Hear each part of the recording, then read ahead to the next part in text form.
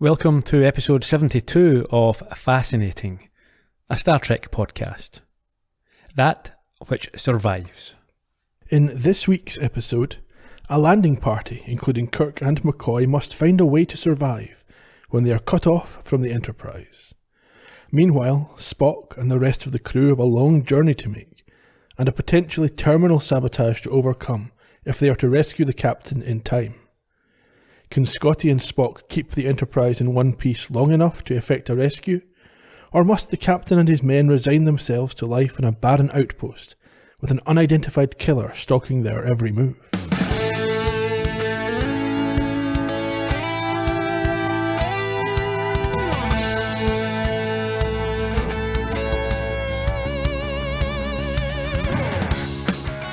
What happened?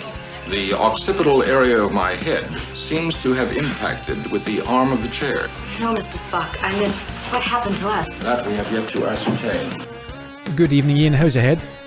Well, the occipital area has come into contact with various subjects over the days. I bet it has. I bet it has.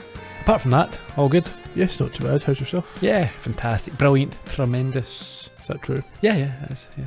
For once. Mm-hmm. Just had a couple of Red Bulls.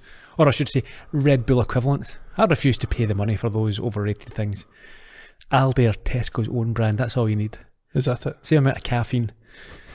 Might just inject pure caffeine, that'd be fine. 4 a day plus coffees. What could go wrong? It's good for the heart, I believe you. Keeps it regular or irregular, I don't know. Thought this was a fairly average episode. Yeah, I didn't really like it. It wasn't dreadful. I didn't think it was a stinker. Similar to last week, I think. It was just a bit meh. Yeah. What I did like was the fact that Sulu gets it in all directions this episode. He's picked on a bit, and I don't really mind that, to be fair. It's his first decent run out for ages. Yeah, and he's made to look like an idiot. Yeah. Spock, bit of an arse. Well, he's certainly in some kind of a foul mood throughout this episode. Yep. Not supposed to be emotional.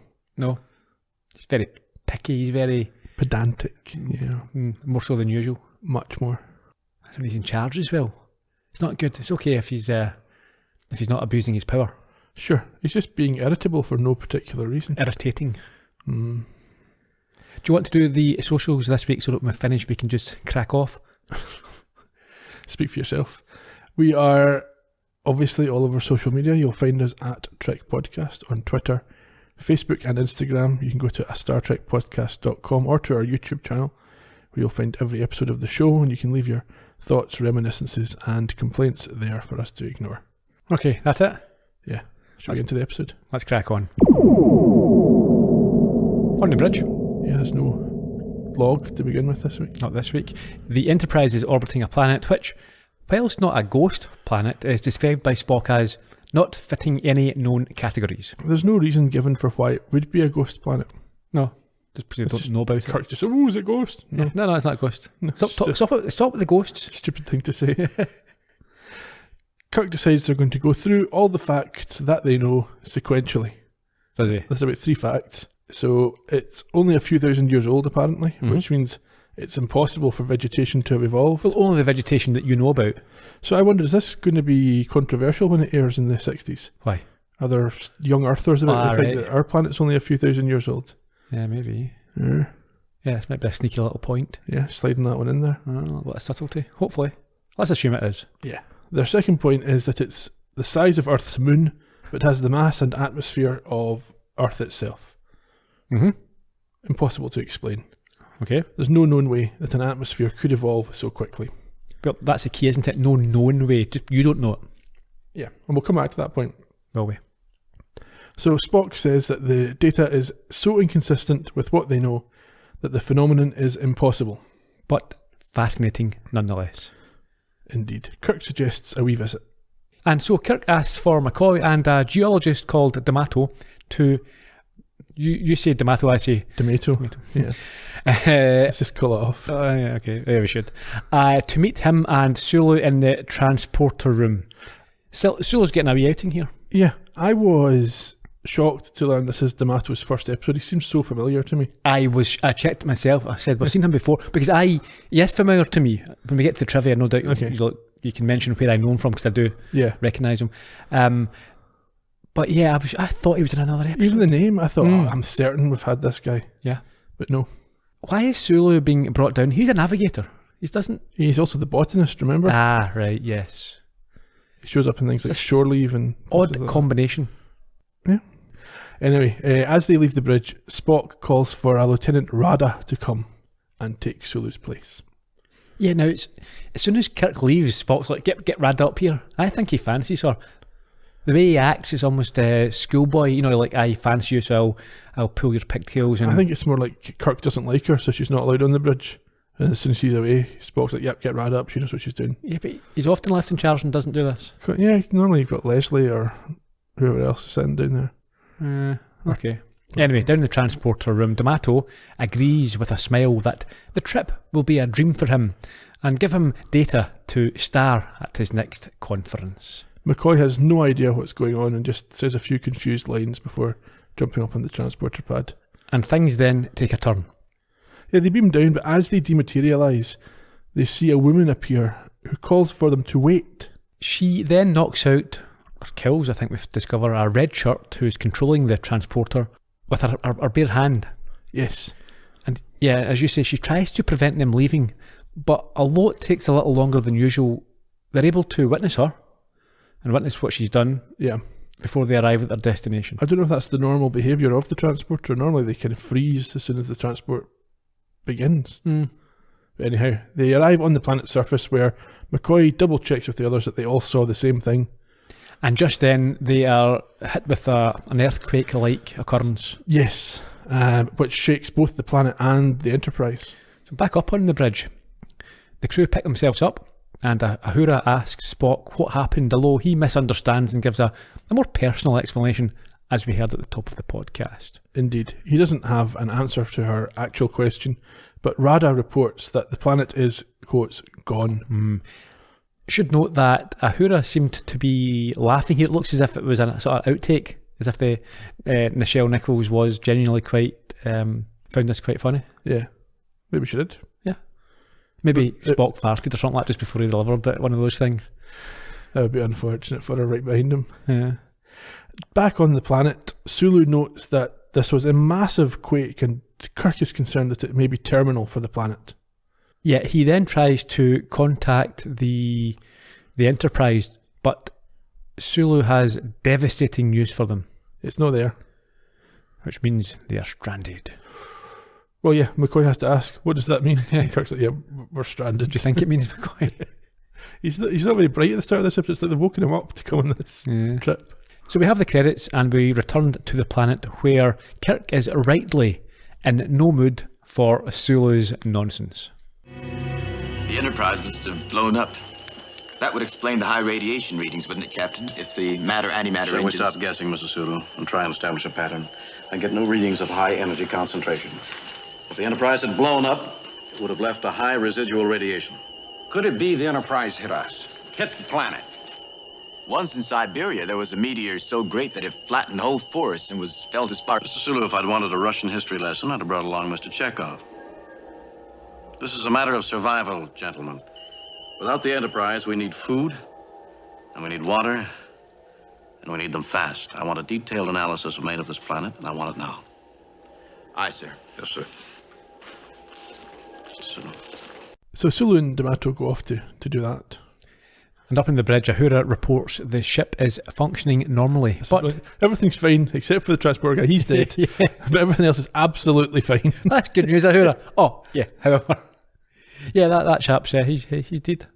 Yeah, so Spock asks Dr. Mbenga for a report, but Dr. Sanchez is still in the middle of the autopsy. Good to see Mbenga back. Yeah, we like Mbenga. He's the Vulcan specialist, remember? Yeah. Wonder why Sanchez never got a look in. He's too busy doing autopsies all the time. The number of folk that Kirk gets killed. He then tells Scotty to check for a malfunction as Rada informs him that there is no sign of debris from the planet. And there's a bizarre exchange here. So she says the stars are wrong. Yeah. It's like, surely they must know where they are. They've got instruments that say, look, there's the nearest... You can't look... It's not like you look out the window, oh, look. There's a North Star. Yeah. Their instrument would flash up, yeah, you've moved. To this position, yeah. It's a bizarre exchange. But anyway. On screen, Spock agrees that there has been a change in position, and Rada posits that they have been knocked 1,000 light years from where they were. Yeah, this is a error, I think, but Spock says 990 odd. At that distance, it would take them about 20 months at warp 8. How do you know? You've been looking up Memory Alpha? I just know these things. No, you don't. I have an intuitive knowledge of time and The distance. bus is travelling at 30 degrees north, and there's a car travelling in the same direction. Anyway, warp 1 is this just above the speed of light, so at warp 1 it's 990 years. Don't care. I really don't care, Ian.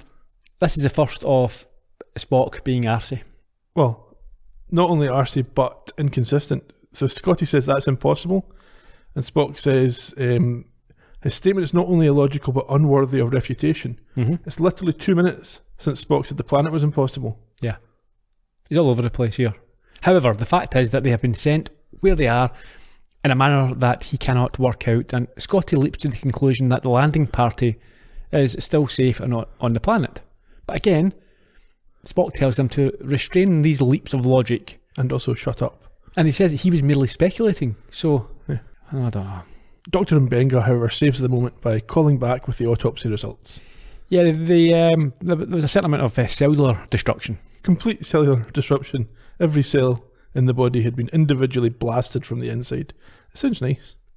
It would be quick, you can say that. Yeah, and it's good that it didn't have any effect on his face. So you can still have an open casket, Yeah. that type of thing. It's not the worst way to go. Well, no, probably wouldn't hurt that much. Sanchez has ruled out disease being the cause, and Spock asks to be kept up to date and then hangs up. Tells Scotty then to get them back to where they were, which he says will take a while. So Spock tells him to get started then. Yeah, We've had that sort of exchange Yeah. recently as well, haven't we? Where Spock's told someone to stop moaning about how long things will take and get going. I think that was Kirk. No, I think it was, yes, well, it was one of them. Sulu was to scan. He said it would take a year. Exactly. He said, well, you better start. Scotty offers more. He says he's going to sit on the warp engines himself and nurse them into giving a wee bit more. I think Spock at this point flips to taking the mickey out of him You and think so? says that would be undignified. Yeah. Well, there's no other reason for him to say that. He is then impressed by Rada, who must have been listening in and has already plotted the course. Indeed. Down on the planet, they learn, to their dismay, that everything that grows there is poisonous to them. That is unfortunate. McCoy mentions a biological parasite that Sulu detected, and Kirk tells them to split up, with D'Amato looking for water, Sulu doing an atmospheric analysis, and McCoy looking into this parasite, as apparently if they can find out how it survives, maybe they can. That's a huge... I mean... They're grasping at straws here. Yeah. If we find an ant somewhere on the planet... Follow him! Follow him, yeah. That ant can survive. That's enough to sustain a human. I mean, what are you talking about? Ridiculous. Sulu, when he's not gone very far, shouts back to Kirk, noting he's read a sudden magnetic signal which reversed and finally disappeared. Like a door opening and then closing. Kirk ignores him and hangs up. D'Amato seems to be annoyed to find nothing in the soil, but do you notice he appears to ignore the rocks covered in sparkling beads? That's never mentioned. All the rocks have got these little... Yeah, that's not decorations. Must be poisonous. Anyway, we go to his location and he turns to face what, who, why, what. It's the woman that they saw in the transporter room. She tells him not to be afraid, and he rabbits on, insisting he's not afraid. Geological disturbances are my speciality. I thought this seems a bit biblical. It reminded me of after Jesus comes back from the dead, he meets the folk in the garden, and he knows who they are and they don't recognise him. Right, yeah. And it's like, don't be afraid. You know, I know all about you. It's okay. Go out and tell people you've seen me. Perhaps, yeah, perhaps. So I wonder if there's maybe a bit of borrowing going on here. She admits to knowing who he is, and again tells him not to be afraid before claiming she is for him, and steps closer with her hands outstretched. He says he's lucky that she's for him, but he wants to have a meeting to discuss food and water. However, she pleads with him not to tell the others and continues onwards. And we flip over to McCoy's location. Yes, he gets a momentary life sign reading, massive, but then nothing, which Kirk likens to Sulu's reading about the sort of doorway effect. Yeah, he gives the coordinates of this to Kirk, who then communicates with D'Amato, and when he doesn't answer, they all rush over to his spot. He's dead. Yeah, he is, face down. Every cell in his body has been disrupted, apparently, according to McCoy. Kirk immediately takes his phaser and tries to dig a grave. Yeah, okay, just before that, he again is obviously very annoyed with Sulu, because Sulu says remarks that it's a terrible way to die, and Kirk tells him that there are no good ways. But Kirk's just at it here. Yeah, there's no good ways to die. Well, there might be if you want to die, if you're considering euthanasia, but there are certainly worse ways to die. That was Sulu's point. I think he just wants Sulu to stop with the inane babble, get back to work. Yeah, possibly. Shouldn't have brought him with him. That's what he does that. Talks crap. It's true. Anyway, yeah, he uses his phaser, as you said, to try and blast a grave, and on doing so, they discover something. Yes, just below the surface, there's a crust that the phaser can't disrupt. Yeah, it's an impenetrable red rock beneath the topsoil. So he blasts it again with the same result, and they come to the conclusion that the whole planet is made of this stuff. That's again quite it might just be that area. Yeah, it's like if you go, aliens arrive at the North Pole and go, it's all ice and snow all the way down. That must be what it's like everywhere on this planet. And they arrive on the beach. Sand! Everywhere's sand! Sulu is tasked with investigating this rock while McCoy and Kirk agree to build a tomb out of rocks. And McCoy wonders what killed Tomato. And the very perceptive Kirk says, oh, it was something or someone. Yeah, very good, Kirk. That's, taking us forward there. Mm-hmm. Up on the Enterprise bridge, Spock chastises Rada for doing too much rounding. Again, so number 2. Yeah, so she's reported, I think, 11.5 hours, but he thinks it's 11.37 hours. That's what I'm saying. I think he fancies her. It's like he thinks that by accuracy is an attractive attribute. That if I show her how she's wrong and I'm right, she'll think I'm brilliant. Yeah, maybe. Scotty calls up to say he's got a funny feeling, and Spock tells him to shut up and read his instruments, and then hangs up on him. Pretty much so, yep. Again, at it. It's just in a really, really bad mood this week. Yeah. Down on the planet, this sort of cairn tomb is completed with a really crappy namestone. Yes. Some child has drawn the name on the rock. They finish building this grave, and Sulu is still getting it tight, but this time from McCoy. It looks so lonely there. It would be worse if he had company. Doctor, how can you joke about it? I'm not joking. Until we know what killed him, none of us are safe. We've got to figure this out and devise a defense against it. Is it possible the rocks have life? You remember on Janus 6, the silicone But our creatures... instruments recorded that. They were life forms. They registered as life forms. Unless we're dealing with beings, intelligent beings, who can shield themselves. Beings intelligent enough to have destroyed the Enterprise? That's the problem, Sulu. We have only questions. No answers. Kirk is really grasping at straws here. Is it rocks? Are they alive? No, they're just rocks. Yeah. Anyway, we head back to engineering. Scotty's trying to track down the source of his feeling. He's wandering around looking a bit confused, and one of his assistants keeps looking over his shoulder. Yeah, Watkins. So Scotty sends Watkins off to do something that Watkins thinks is stupid, because this got readings that tell him everything's fine, but he's sent to check anyway. And while doing so, the woman appears and reveals she knows him and all about the equipment he is working on. Yes, he tries to give her enough information about a panel, but she corrects him, and when he shouts for Scotty, it's too late. Yeah, he's like, oh, Scotty, there's a strange woman here. He runs through to find Watkins dead, and we see her vanish behind them. Brilliant special effects. It was quite good, yeah. She turns two-dimensional, fully two-dimensional. Uh-huh. Like those children in the Brass Eye special. Yes. Brass Eye is amazing. Yes. He then communicates with Spock to tell him what happened, and he puts out an all-deck security announcement for the dangerous female intruder. Meanwhile, on the planet, dusk is falling. And Sulu has some findings to report back. Yes, the basic substance of the planet is an alloy of dibernium osmium. Yep, that's what I was going to say. That's what I thought it would be. It means it couldn't have evolved naturally.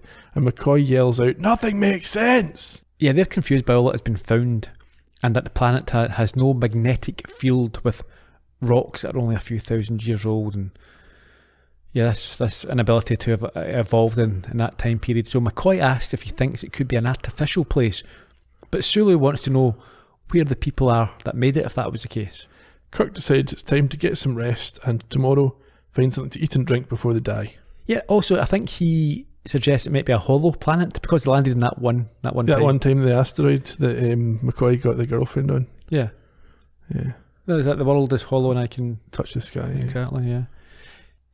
They'll have some rest. So Sulu offers to take first watch, and Kirk gives him D'Amato's tricorder to be set to automatic distress. We've never seen that before. We've not. I think we'll see it again. I don't know. So we follow Sulu around the corner as Kirk and McCoy think that rocks will make good pillows. Well, better than the ground. Not really, no, not at all. I'd rather lie flat in a sort of sandy ground than resting my head on jaggy rocks. Don't I quite like a solid pillow? Yes. Wait, put rocks in your pillows? Is that what you like? No, A maybe bed not of nails? rocks, but certainly a good stiff pillow you can crack your neck against. I could, mate. I'm not going to even bother with that. Let's just move on. We're back in the bridge. Yes, Spock calls him Benga, who confirms that Watkins suffered the same pattern of cellular disruption as the transporter chief. However, he tells Spock his guess is as good as Big his mistake. in terms of the cause of death. But wait a second, surely the cause of death is cellular destruction. Yeah, but what caused the cellular disruption? All right, okay. So Spock says, "Stop guessing," and then hangs up on him. Spock has a complete cheek. This, with regards to this, don't guess. He's always making assumptions, and half the time he's wrong these days. Yeah, but then Kirk sometimes has to force him. It's like, "What do you think, Spock?" "Oh, I couldn't say." Yeah. "I'll go on. It could be massive aliens with big guns." "Oh, it's not. Why did you say that?" There are definitely no one on this planet, Kirk. There's definitely no one, Captain. Two folk walking Must be my tricorder is malfunctioning. Anyway, Spock then marvels at the power of this entity with its ability to do such things and claims that it shows it must be from a very high culture and a great danger. What's this high culture nonsense? There's someone advanced to be able to do this. Really? I don't even know who's really talking to at No. this point. He's kind of just shouting out into the ether. Scotty poos his pants when he realises that Spock thinks that the same thing that hurled the Enterprise across the galaxy is now on board and killing the crew. Yeah, and he then goes back 3 steps to try and make his mind work and says, Watkins definitely wasn't killed by the circuits. Yeah, we know. There's someone on board killed. We've just said that there's someone advanced on board killing people. And he's like, "Oh yeah, nothing exposed there." Moreover, he makes the point that there must be more of them on the planet and that their colleagues are in great danger. Yes, Spock does, yes. So we head back down. The woman appears beside Sulu this time and turns off his tricorder before revealing she knows all about him and she is from that planet. Yes, that's about as much as he can get out of her about herself. Although she doesn't admit the planet is hollow or who killed D'Amato, and so Sulu, he threatens her with a phaser. Yes, and then after 2 seconds shoots her with the phaser, which has no effect. None whatsoever. And so he screams. He's almost crying at this point. Captain, help me! Before tripping over a rock and running away on his hands like a little baby. Yeah, he's not very good at running away. He's almost as bad as McCoy at running. Yeah. Or Steven Seagal. Is he prone to falling over? Infamously a weird runner. Oh, okay. He's just his style, his gait, his big flappy hands. If you look on YouTube, Steven Seagal running, he's ridiculous. Okay. So the woman manages to touch Sulu as he falls, but not for long and not enough to kill him, at which point Kirk manages to come between them. And she puts her hands on Kirk's shoulders, but instead of dying, he simply swats her away and pushes her back, a bit like Steven Seagal. He then asks her why she can't harm him, and she says she doesn't want to harm anyone, she just needs to touch Sulu. Yeah. Kirk asks if there are men on the planet. He's obsessed with this. It's like, where are the strong ones, the smart ones? The ones who make things work. To build all this stuff, yeah. Who's your boss? Exactly. But she ignores this and says that she must touch Sulu. But again, her path is blocked, and so she turns side on and disappears into her little thin door. McCoy reports that Sulu's shoulder has been disrupted, and Sulu ponders the dichotomy that has puzzled him for a long while. How can she be both beautiful and evil? Oh, we'll mention this at the end of the episode as well. Yes. Kirk agrees with him. It's We'll come back to it. Up on the bridge, Uhura reports no evidence of an intruder, so Spock cancels the red alert and tells her to update Starfleet.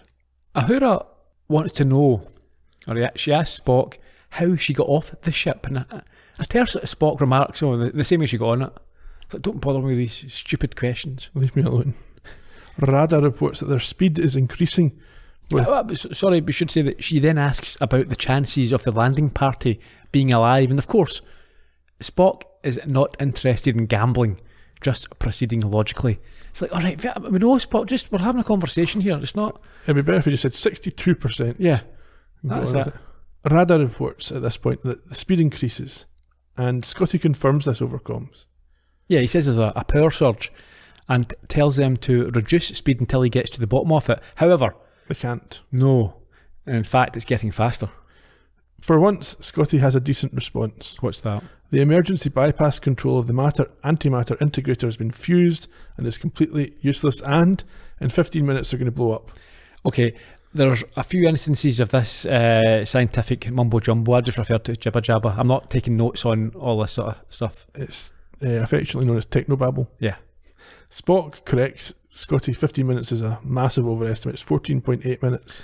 Did the scriptwriter this week think this was like funny, endearing? But Scotty at least has a comeback this time, telling Spock that the difference doesn't matter because they'll be dead. Yeah, I like that one. That'll put his gas at a peep. He says there's no way to prevent the ship from exploding. Back down on the planet, they are confused as to why Sulu is still alive when others died, although he is obviously happy enough with the situation. Thinking about it some more, Kirk decides it's because he himself intervened and saved the day. Yeah. I must be indestructible, invincible. This is my charismatic leadership. Of course, a little bit of cellular destruction cannot harm Kirk. Of course not, he's immune. He's not even banged her yet. That must be happening shortly. He's thinking to himself, this must be the solution again this week. I am the only one who can touch her. And she is a lady. What is it? She wants me? I want to touch you? And we'll find out about that. He says she'll be back.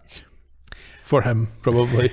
In engineering, Scotty has examined their systems and assures Spock that it was definitely sabotage, and he is concerned about how the whole thing was fused, and remarks that it would have taken all the power of their main phaser banks to do this. That's a lot of power. Yeah. This intrigues Spock, but not so much Scotty. Whatever did this is still aboard this ship. I fail to understand why you cancelled the security alert. A force that could hurl us 990.7 light years away, and at that distance still be able to sabotage our main source of energy, will not be waiting around to be taken into custody. Aye. As I recall the pattern of our fuel flow, there is an access tube leading to the matter-antimatter reaction chamber. Aye, there's a service crawlway, but it's not meant to be used while the integrator operates. Still, it is there, and it might be possible to shut off the flow of fuel at that point. What with? Bare hands? A magnetic probe. Any matter that comes in contact with antimatter triggers the explosion. And I'm not even sure a man can live in a crawlway in the energy stream of the magnetic field that bottles up the antimatter. I shall try. You'll be killed, man. Unless a solution is found quickly, that fate awaits all of us. Aye, you're right. What have we got to lose? But I'll do it, Mr. Spock. I know every millimeter of that system. I'll do whatever has to be done. Very well, Mr. Scott. You spoke of the feel of the ship being wrong.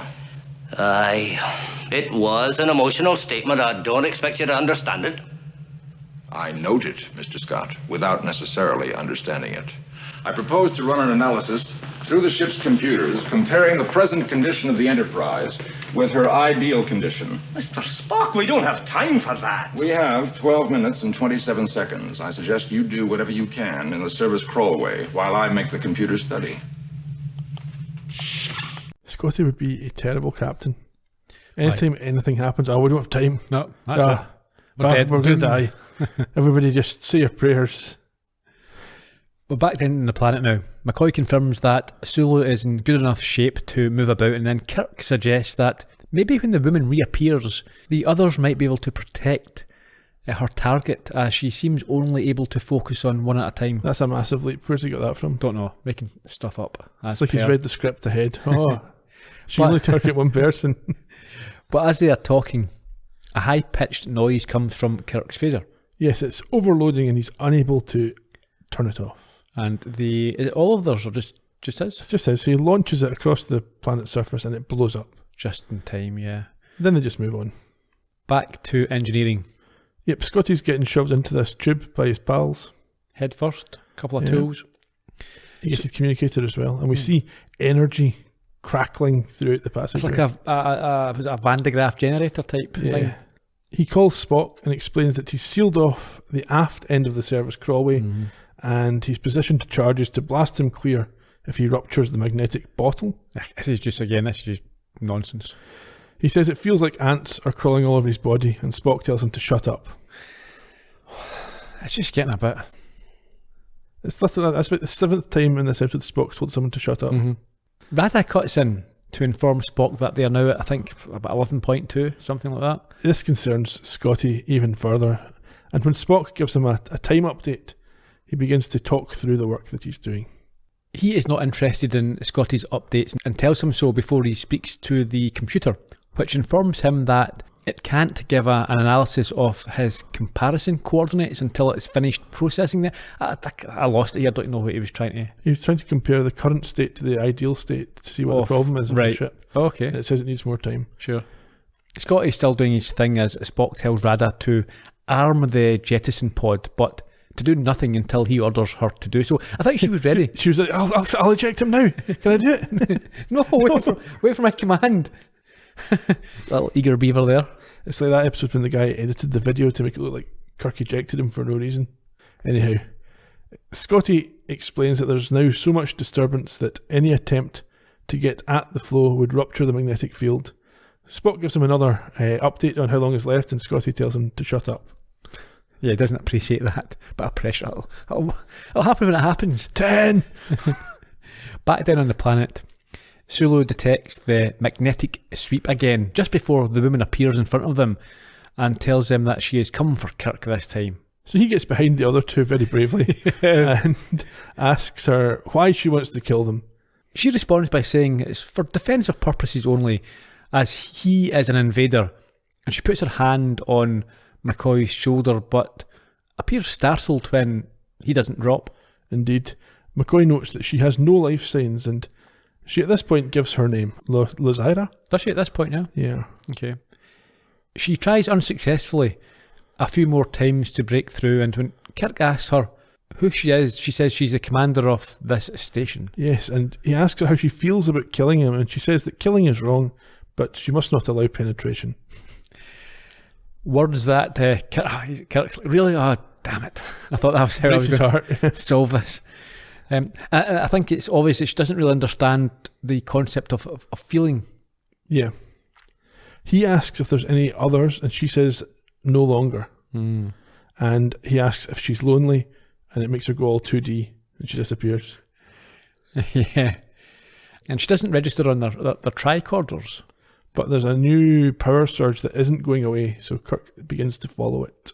And by doing so, they find the secret entrance as rocks move aside and up to reveal a green-lit cavern. Both McCoy and Kirk think they've been led here, perhaps for an ulterior purpose, but Sulu just wants to go back to the ship that isn't there. He's an idiot. Yeah, I think they come to the conclusion that they have no other choice. This planet's civilization must be in here and they're going to die if they don't. Yeah, they need food, they need water, so they better go. Up on the bridge, the computer has completed the analysis and reads out some gobbledygook as Rada notes that there are now 56 seconds to go. Scotty says he's going to try to cut through the magnetic flow, but if the probe doesn't precisely match it, there'll be an explosion. And so with help from the computer, Spock advises him to reverse polarity against Scotty's judgment. Well, Scotty doesn't have time to understand. He says, I don't need the explanation, just tell me what I'm doing. But he gets his tool stuck. Yeah, he can't open the little slider. There's 20 seconds left. And then 10. And then 9. And I think he says, carry on without me, I've sprained my ankle. Yeah, let me go on without me. But with, I think, about 9 seconds left, he gets this device to work and puts the probe in the stream, but the countdown continues. It does. And he again says, just sacrifice me. Yeah. But Spock doesn't. No, he holds on, and as Rada reaches zero, the speed of the ship begins to drop, and we hear the engines dialing back. Spock then tells him that he's done his job. Yes, but Scotty's furious that he wasn't thanked for his work. So he goes on to give him a lecture about emotions and things like that. His emotional need for more. Back down on the planet, Kirk, McCoy and Sulu enter a big purple room with a hanging cube. Maybe a disco cube? Looks like it. I think it's time for a dance. Some sort of a Minecraft thing. Yes. And at this point, the woman appears, but won't say who she has come for. So they form a circle and move around her until she admits who she wants. You're a very determined woman for me. I am for James T. Kirk. Gentlemen, I need your help. Please. I must touch you. I beg it. It is my existence. We've seen the results of your touch. But you are my match, James Kirk. I must touch you. Then I will live as one, even to the structure of your cells, the arrangement of chromosomes. That is how you kill. You'll never reach me. Watch out! I am McCoy. That computer must be programming these replicas. Women match our chromosome patterns after they touch us. It's a very painful affair, I can tell you. I am for Sulu. Shift positions. Captain, we can no longer protect each other.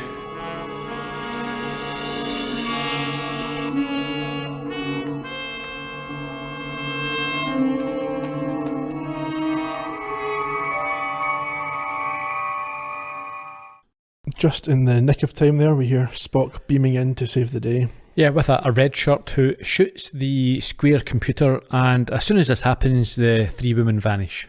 Kirk tells Spock he is pleased to see him, having believed the Enterprise to be destroyed. And Spock admits the same feeling about the landing party.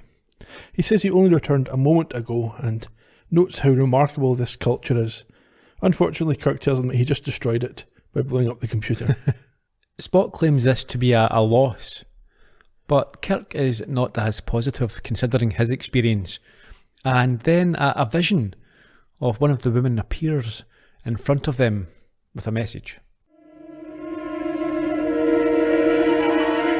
My fellow Calandans, welcome.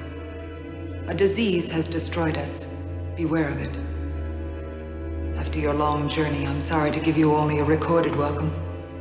But we who have guarded the outpost for you will be dead by the time you take possession of this planet. I am the last of our advanced force left alive. Too late, the physicians discovered the cause of the sickness that kills us. In creating this planet, we have accidentally produced a deadly organism. I have awaited the regular supply ship from home for medical assistance, but I doubt now whether it will arrive in time. I will set the outpost controls on automatic. The computer will selectively defend against all life forms but our own. My fellow Calandans, I, Lucira, wish you well. Wee bonus clip there. An extra one, yeah.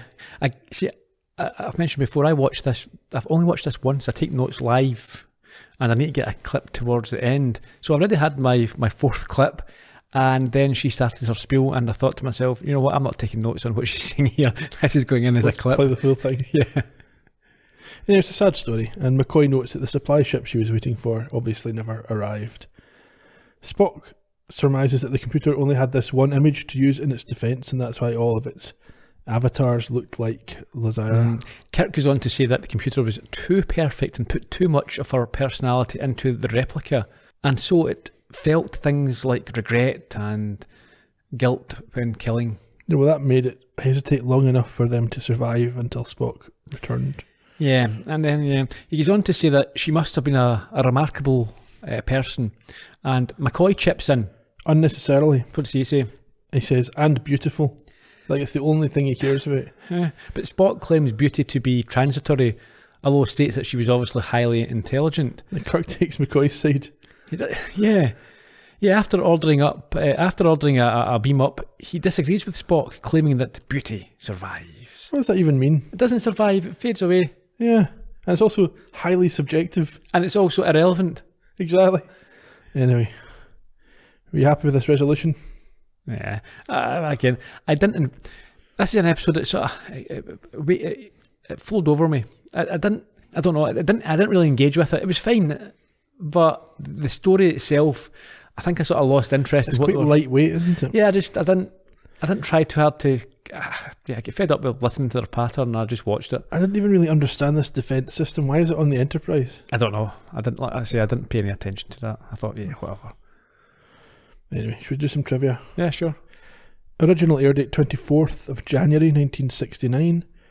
Directed by Herb Wallerstein, third of his 4 season 3 episodes. You can hear more about him on the podcast for the Thulian Web when you make that same joke. Dorothy Fontana, we like her. She was the writer, but she used the pseudonym Michael Richards to express her disappointment with the changes made to her story. She should have used Marvel Fontana. You can hear more about her on the podcast for Tomorrow is Yesterday, way back in season 1. Lee Merriweather, you'll have recognised her. Certainly did, yeah. Playing Lazara. She's a former Miss America. Famously played Catwoman in the 1966 Batman movie and was Betty Jones in 178 episodes of Barnaby Jones. I presume that's his wife. I've not watched it. Neither have I. Maybe his sister. Could have been. Or his daughter. Yeah. Or his mother. Some cousin. Will we get through all this? Some kind of female relative. In fact, we probably shouldn't box her in as female. All we know is her name. Yeah. She also appeared on shows like Murder, She Wrote and Mission Impossible. And this was her only Star Trek role, and she's now 86. Booker Bradshaw reprised his role as Dr. Mbenga from A Private Little War, and you can hear more about him on the podcast for that episode. Naomi Newman played Lieutenant Rada. This was her second of 3 appearances on the show, and the first of 2 in this role. When did we see her before? She was one of the Indian tribespeople in the episode when he's got Miramani. Yeah, okay. She is a co-founder of a travelling Jewish theatre, which she worked with for 34 years. She also appeared in 19 episodes of Korg, 70,000 BC, but has no other screen credits. She's now 90. Good on her. Arthur Batanidas played the geologist D'Amato. Mr. Kirkland. This was his only Star Trek role, but he also appeared on shows like Mission Impossible, bizarrely Korg, 70,000 BC, and 1 episode of Columbo, making him this week's connection. Remind me. He played Murph in Mind Over Mayhem. Did he?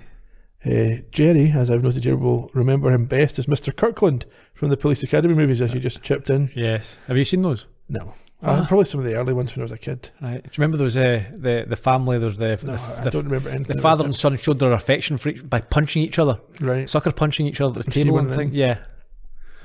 He died in the year 2000 when he was 76. And in the absence of any further guest stars, let's look at our regulars, since we're running out of opportunities. I should also say that he looks pretty much the same. He looks like an old man in this episode as well. He's 22. Actually, I can work out how old he was. No, it doesn't matter. It doesn't matter. It's kind of upset you, isn't it? Yeah. Yeah, he's in his mid-40s. In the absence of any further guest stars, I'm going to look at one of the regulars, given that we're running out of episodes to get through them all. Nichelle Nichols played Uhura in 69 of the 79 episodes of the show's run. She also played the character in 6 motion pictures, 22 episodes of the animated series, and various computer games, fan productions, and other projects. Her on-screen career began with small roles in shows like The Lieutenant, Peyton Place, and Tarzan, before she was cast in Star Trek. She's voiced characters in Futurama and The Simpsons, as well as appearing more recently in recurring roles on shows like Heroes and The Young and the Restless. Despite retiring from the convention circuit after being diagnosed with dementia in 2018, she continues to work with multiple projects listed in pre-production on her IMDb, and her most recent TV appearance coming earlier this year on 12 to Midnight. The 2019 documentary Woman in Motion tracks her life story, including her work with NASA after Star Trek concluded. She worked on recruiting female astronauts. Her younger brother Thomas was a member of the Heaven's Gate cult and died in their mass suicide around the Hale-Bopp comet appearance in 1997. I think they used his connection to her in a lot of their marketing materials and promotional stuff. Not good. She was awarded a star on the Hollywood Walk of Fame in 1992, and she has a minor planet named after her. Very good. She's now 88 years old. they're not here. Is there not some sort of legal issue she's going through at the moment, or her family are with her estate? It's quite like the Peter Falk one, I think, where there's different parts of the family have different interests and each claims to be looking out for her. I'm not sure what the position actually is. Messy. Always. Some other trivia then. Lieutenant Radha, first explicitly Hindu character or crew member to appear on the show. She had the red dot in her forehead. Right, yeah. A few innovations for this episode, actually, given the budget cuts, was quite surprising. A new type of tricorder. The set Scotty used in the tube was new, and they had a rocking plate on the planets to make it seem like the earthquake was different. Yeah, it was an episode that didn't look as if there was budget constraints. Yeah, and the underground room with the computer was also a new set. Having played Catwoman, as I said, in the 1966 movie, Lee Merriweather is the fourth former Batman villain to appear on the show. After Malachi Throne, remember him? He was Falseface and he appeared in The Menagerie as Commodore Mendez. Julie Newmar, remember her? Of course. And most recently, obviously, Frank Gorshin. This is the last episode of the show to show the death of any crew members, and it's the last to have no star date. Okay. In terms of international titles, in Japan this was Mushin Wakase no Natsu, which means Secret of the Empty Planet, which I quite like. And in Germany they went for Gefahrliche Planetengirls, which translates to Dangerous Planet Girls. Okay. Next time, the 18th episode of Season 3, The Lights of Zetar, which is one of the more heavily criticised shows in the entire series. Really? So we'll look forward to that one, yeah. Yes. And we'll see you all next week. Till then, cheerio. Bye-bye.